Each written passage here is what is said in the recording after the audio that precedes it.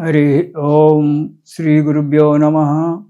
श्री महागणाधिपतये नमः। हरि ओम।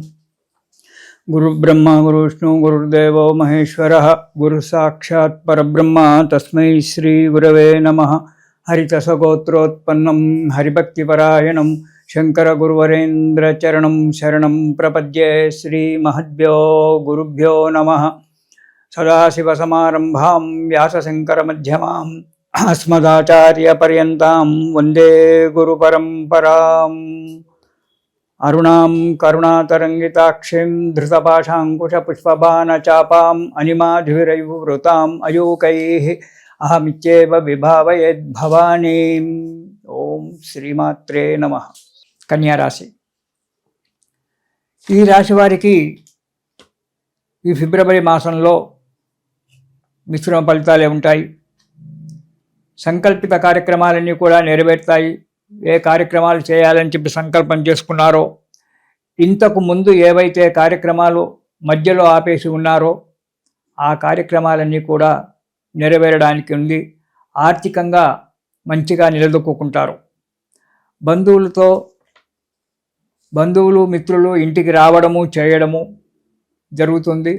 ఆ బంధుమిత్రుల యొక్క రావడం వల్ల వాళ్ళని సంతోషపెట్టడానికి మర్యాదలు చేయడం వల్ల కొంత డబ్బు ఖర్చు అవుతుంది కూడా. మనసుకు నచ్చిన వస్తువులు కూడా కొంటారు. ఈ వస్తువు కొనాలా కొనొద్దా, అవసరమా లేదా అనేటువంటి ఒక ఆలోచన లేకుండా ఆ వస్తువులు కొనుక్కోవడం వల్ల దానివల్ల కూడా కొంత ధన వ్యయం జరుగుతూ ఉంటుంది. కాబట్టి డబ్బు విషయంలో, ఖర్చుల విషయంలో జాగ్రత్తగా ఉండండి. చేపట్టిన పనులు నెరవేర్చుకున్నటకు ఇతరుల సహాయ సహకారాలు చాలా అవసరం ఉంటాయి. మీకు ఏ పనులు నెరవేర్చుకోవాలన్నా కొంతమంది సలహాలు తీసుకోవాల్సిన అవసరం ఏర్పడుతుంది. వాళ్ళు స్నేహితులే కావచ్చు, కుటుంబ సభ్యులే కావచ్చు, మీ అధికారులే కావచ్చు. ఎవరైనా ఇతరుల యొక్క సలహా తీసుకొని శ్రద్ధతో కార్యక్రమాలు నెరవేర్చుకోవడం చాలా మంచిది. ఇతరుల సహాయ సహకారాలు కూడా మీకు అందుతాయి ఈ నెలలో. ఆరోగ్య విషయంలో మాత్రం జాగ్రత్తగా ఉండాలి. లావాదేవీల విషయంలో కూడా చాలా జాగ్రత్తగా ఉండాలి. ఎందుకంటే సప్తమ స్థానంలో శని ఉన్నాడు. సప్తమ స్థానంలో శని ఉండడం వల్ల కొద్దిగా మంచివాడే కానీ కొద్దిగా ఆరోగ్యం దెబ్బతినడానికి ఆస్కారం ఉంది. అధిక ఖర్చులు రావడానికి కూడా ఆస్కారం ఉంది. కాబట్టి కొంచెం జాగ్రత్తగా ఉండడం చాలా మంచిది. ఇక మొదటి వారం గనక చూసుకున్నట్టయితే చేసే వృత్తిలో, వ్యాపారంలో మంచి డెవలప్మెంట్ కనబడుతూ ఉంటుంది. లాభసాటిగా ఉంటుంది. నూతన గృహ నిర్మాణానికై ఆలోచన చేస్తారు.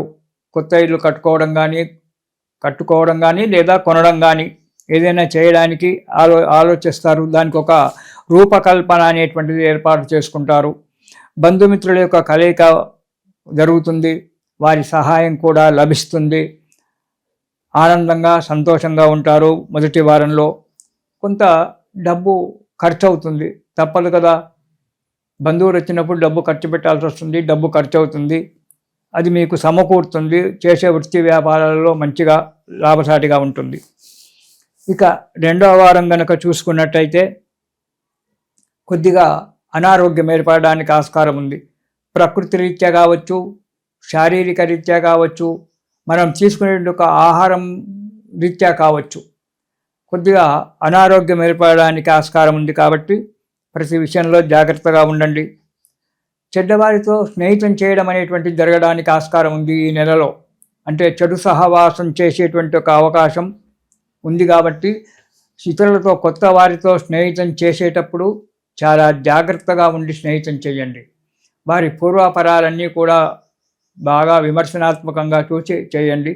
దానివల్ల చెడు అలవాట్లకు లోను కావడము, విలువలు పోడగొట్టుకోవడము, డబ్బు ఖర్చు పెట్టుకోవడము, అనారోగ్యం పాలు కావడం జరుగుతుంటుంది.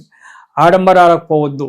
మీరు ఆడంబరాలకు పోవాలని చెప్పి బాగా ఆలోచిస్తారు. వాడు పక్కవాడు ఒక అద్దరు షర్ట్ వేసాడు, నేను కూడా వేయాలి అని చెప్పి ఇలాంటి ఆలోచనలు, పిచ్చి ఆలోచనలు పెట్టుకోకండి. ఆడంబరాలకు పోకండి. ఆడంబరాలకు పోవడం వల్ల అధిక ధన నష్టం కలిగి రుణబాధ ఏర్పడేటువంటి ఒక అవకాశం కనబడుతుంది. కాబట్టి మీరు అధికంగా ఆడంబరాలకు పోకుండా పరిమితిలోనే ఉండడం చాలా మంచిది.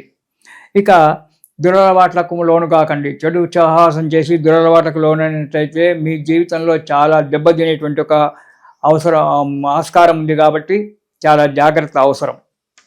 ఇక 3వ వారం కనుక చూసుకున్నట్టయితే అనవసరమైనటువంటి ఒక ప్రయాణాలు చేయడం జరుగుతుంది. అవి కూడా దూర ప్రయాణాలు చేయడం జరుగుతుంది.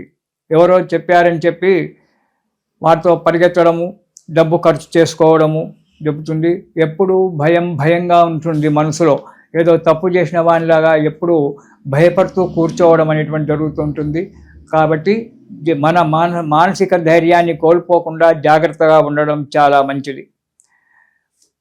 ప్రతిదానికి కూడా చీదరించుకోవడము, వద్దన్న పని చెయ్యడము, ఈ పని మనకు పనికిరాదు అని చెప్పి మన పెద్దలు చెప్పినా భార్యాబిడ్డలు చెప్పినా వినకుండా పని చేయడము, దానివల్ల సంఘంలో పేరు పెట్టుకోవడము, ఇంట్లో చీవాట్లు తినడము, ఉద్యోగస్తులకు ఆఫీసులో కూడా చీవాట్లు చేయడము, మనశ్శాంతి నిలకడగా లేక ప్రతి పనిని అనాలోచితంగా చేసి చీవాట్లు తినడం అనేటువంటి జరుగుతూ ఉంటుంది.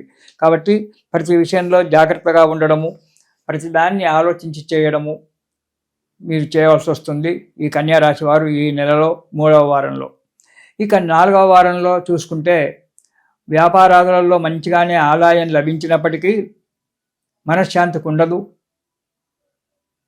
ఆరోగ్యం బాగానే ఉన్నప్పటికీ ఏదో ఒక దగ్గర మానసికంగా బాధపడుతూ ఉంటాం. ఆరోగ్యం మంచిగానే ఉంది, ఏ డాక్టర్కు చూపించినా ఆరోగ్యం మంచిగా ఉందయ్యా, నీకేం బాధ లేదని చెప్పి డాక్టర్ చెప్పినా మీ మనసులో మీకు ఆరోగ్యం ఎక్కడో దెబ్బతింటుంది, నాకెందుకో ఇది కావదు అంటే మానసిక దౌర్బల్యము అనేటువంటిది ఏర్పడుతుంది.